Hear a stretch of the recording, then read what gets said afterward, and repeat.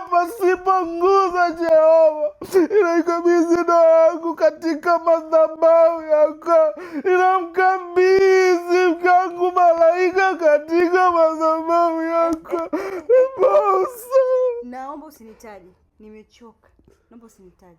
Sawa, usiku wote huu kuanzia saa 4 usiku mpaka saa hizi saa 11 unasali nini? Usinitaje. Tenga chukua jina langu na wachai bure, usinitaje. God, sorry for interrupting.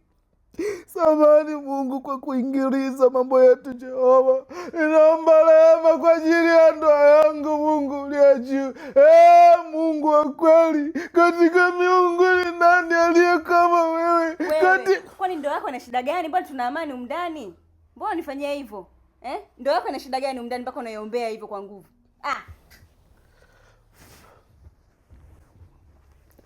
Asante Mungu kwa ajili ya uwezo wako Mungu uliye juu. Ninawakabidhi wazazi wa mke wangu mikononi mwako Mungu. Watazame Mungu.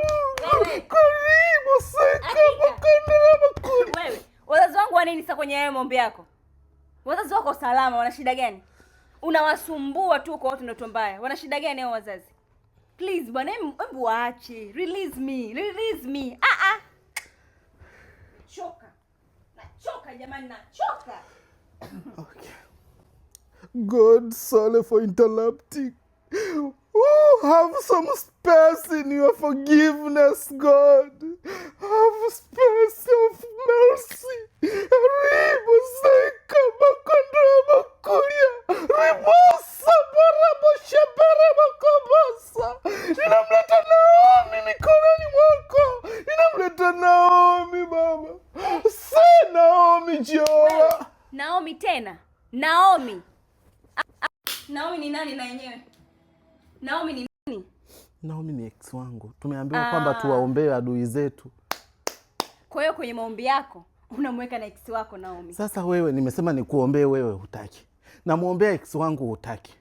Unaonekana unampenda sana wewe Naomi, si ndio? Imeandikwa kwamba tuwapende adui zetu. Ndio nampenda. Mbona muombe shetani? Au shetani wewe na wewe ni marafiki mnaenda hivi?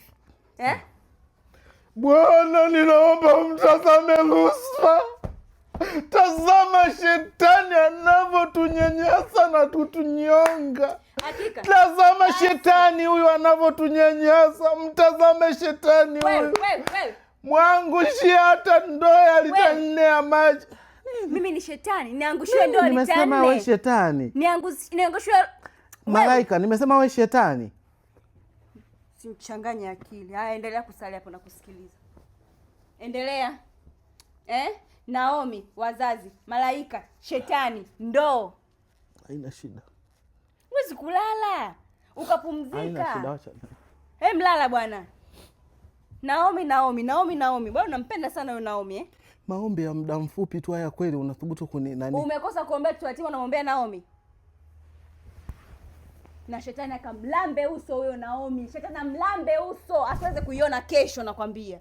Hizo ndoo za lita 10 zikamdondokea yeye. Naomi alishakufa. Sasa mbona ukusema? Usisali tena bwana. Imeandikwa ya kwamba msinyimane isipokuwa mmepatana kwa wakati. Je, waweza kunipa? Je, tunaweza kulala? Imeandikwa nanyi mtapewa kidogo tu. Tafuteni nanyi mtaona. Tufumbe macho, tutaona kwenye ulimwengu wa roho.